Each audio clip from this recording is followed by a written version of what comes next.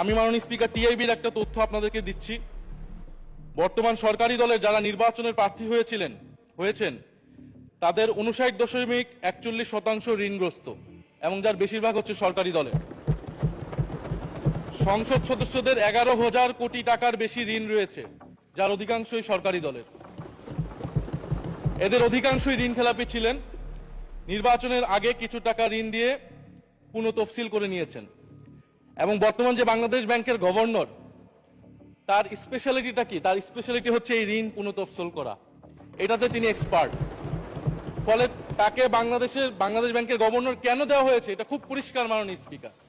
এই যে হাজার হাজার কোটি টাকার ঋণ, সেই ঋণগুলো যাতে ঋণ পুনঃতফসিল করতে পারে সেই সুযোগ সুবিধাটা করে দেওয়ার জন্যই বাংলাদেশের ইতিহাসে প্রথমবারের মতো একজন ব্যবসায়ীকে বাংলাদেশ ব্যাংকের গভর্নর দেওয়া হয়েছে।